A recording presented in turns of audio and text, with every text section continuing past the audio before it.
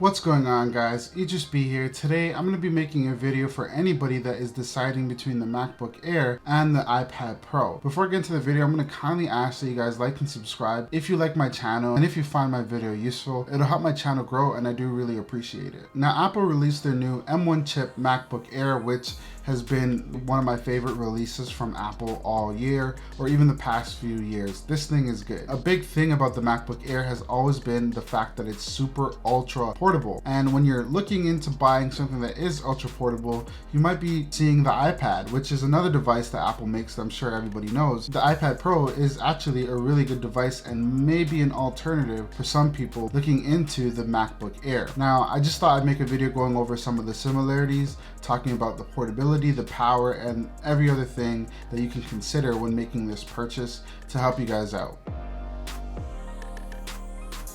Now, the first thing I did want to go over would be the price. The price of the MacBook Air is $999 US, and that comes with 8 gigs of RAM and 256 gigs of storage. You also have 3 color options. You get the choice of gold, which is the one I purchased. You get the option of silver and space gray. You can also opt in for the more expensive version that offers more cores, which will cost you $1,249 US, but it gets you 512 gigs of memory and 8 gigs of RAM. The MacBook Air can be customized to add RAM up to 16 gigs and storage up to 2 terabytes. Now, the iPad Pro, on the other hand, comes in at $799. It could go up to 1 terabyte of storage. You also get the option of space gray and silver. Also, there is a cellular version for a few more dollars. The iPad base model starts at $799. The MacBook Air base model starts at $999, and this one is cheaper, but you can pay the difference and get the MacBook Air. The extra things that you're gonna get that I'm gonna talk about in this video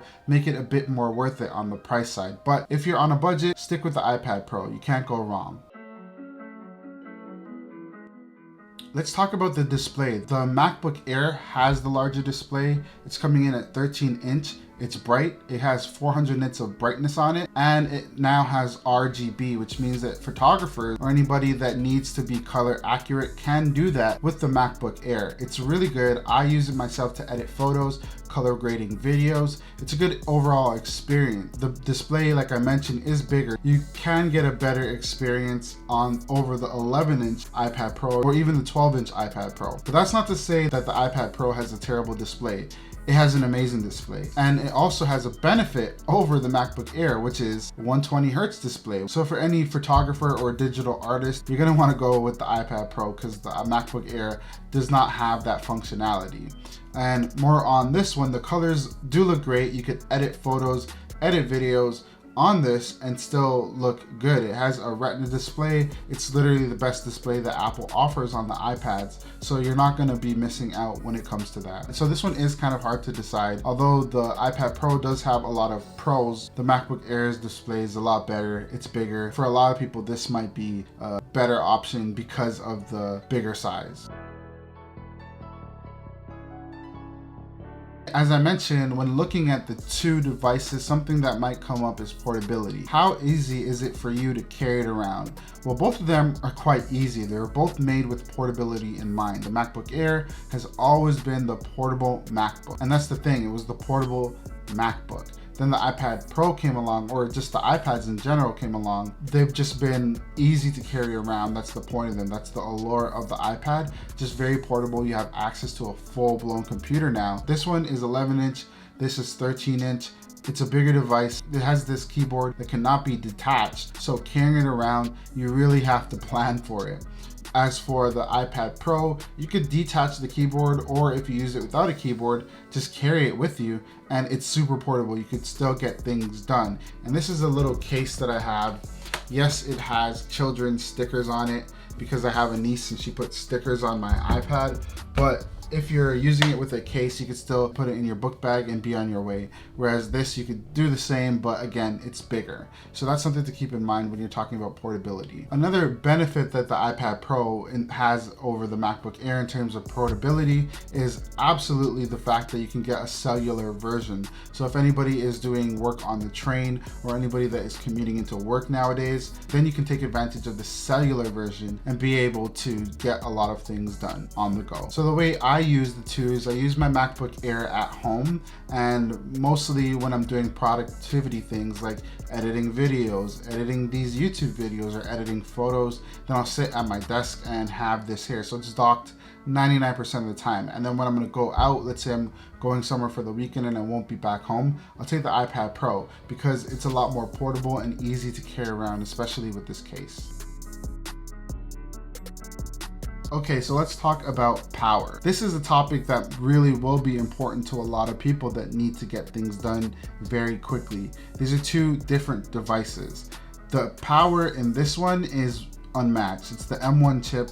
It's really fast, better than a lot of Intel-based chips. This is also Apple Silicon, and it's what this was based off of, but this is a lot better than this. The A12Z has been the best chip in a mobile device until the A14 came around.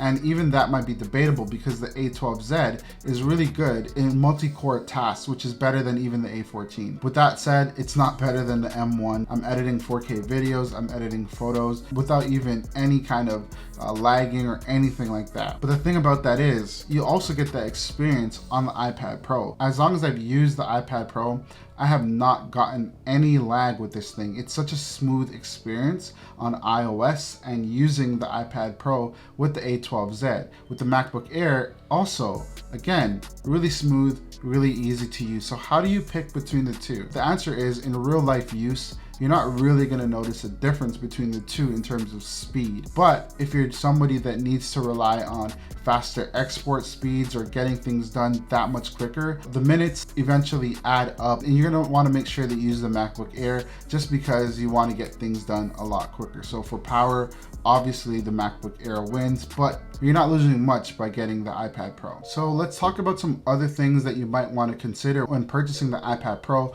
or the MacBook Air. One is the speakers. This has two sets of speakers on the side. Sounds great, sounds crisp. I don't even know which one's better between this and the MacBook Pro. They do sound very similar.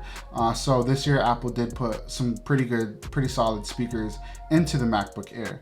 This one, on the other hand, has a quad-core speaker setup. And for me, that is a lot better considering it's a lot more immersive. Let's say I'm using this just for watching YouTube videos or Netflix. Having 4 speakers on each side just feels a lot better than having the 2 on this side. So that might be something that you might want to consider if you're going to use this or both of these devices for watching a lot of video. Another thing that I wanted to mention was the USB-C ports. So they both have USB-C. However, this has 2 USB-C ports, this has 1, and that's really important because let's say you want to charge this up and also use a dongle, then there you go, you have the 2 ports. But if you want to charge this up, unless you're using the Magic Keyboard, you're going to be out of luck to add more things to it in that dongle because there's just 1, you only have the option of 1. And of course the iPad does not have a trackpad because the whole screen is basically a trackpad.